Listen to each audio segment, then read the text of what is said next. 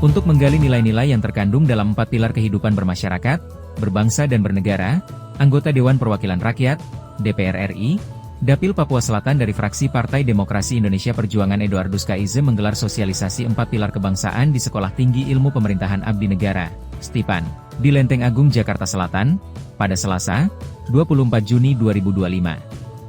Kehadiran Eduardus Kaize disambut langsung oleh Ketua STIPAN Dr. Sumarsono MDM dan tarian adat asal Kabupaten Bovendigul.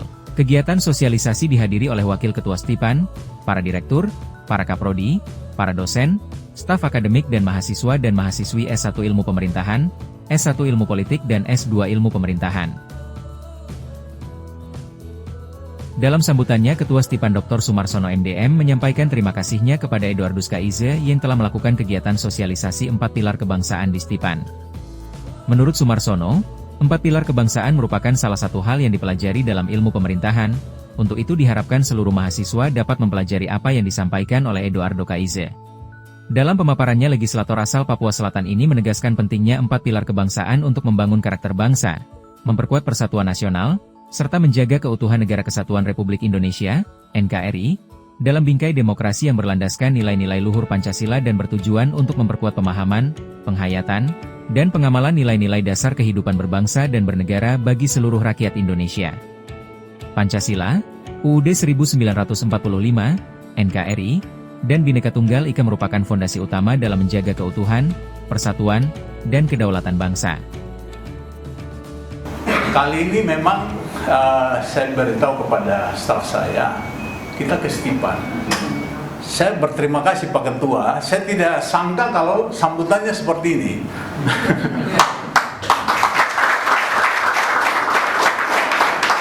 Terlalu luar biasa bagi saya sambutan hari ini. Saya tidak sangka, saya pikir sudah nanti saya dengan staf-staf saja datang ketemu mahasiswa langsung. Ternyata Pak Ketua sekolah semua dari sini, para dosen semua, pembina semua. Ini luar biasa menurut saya. Terima kasih juga karena diberikan waktu dan kesempatan kali ini untuk datang pertama kali di sini. Saya pikir adik-adik saya, anak-anak saya dari Papua Selatan, pasti mereka akan menjadi orang yang berguna untuk membangun Papua Selatan. Maka saya harus datang ke sini untuk ketemu dengan adik-adik atau anak-anak di sini. Karena kalau saya sendiri yang ada di DPR RI itu tidak cukup. Tidak cukup. Harus ada juga yang banyak di daerah yang mengembangkan. Ya, kalau 4 pilar hanya disosialisasikan oleh DPR-MPR saja tidak cukup. Harus kita semua, setiap anak, setiap orang, setiap individu. Maka saya pikir lebih baik kali ini saya datang ke STIPAN, ketemu dengan saya punya anak-anak Papua Selatan atau Papua yang ada di sini, untuk kita sama-sama kira-kira 4 pilar itu seperti apa. Ada Pancasila, ada Undang-Undang Dasar 1945, ada NKRI, ada Bhinneka Tunggal Ika. Saya pikir ini fondasi atau pilar-pilar yang menjadi kekuatan kita. Saya pikir mulai dari diri kita masing-masing juga, ketika kita mau hidup bersama, harus ada satu komitmen bersama.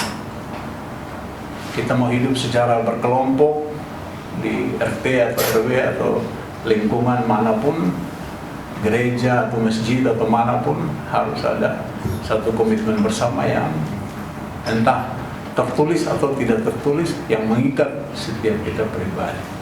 Saya pikir Pancasila adalah bagian yang seperti ini, yang memang harus kita jadikan sebagai ikatan kita bersama untuk terus kita mengembangkan, menjadikan dasar bagi kita untuk mengembangkan hidup bersama.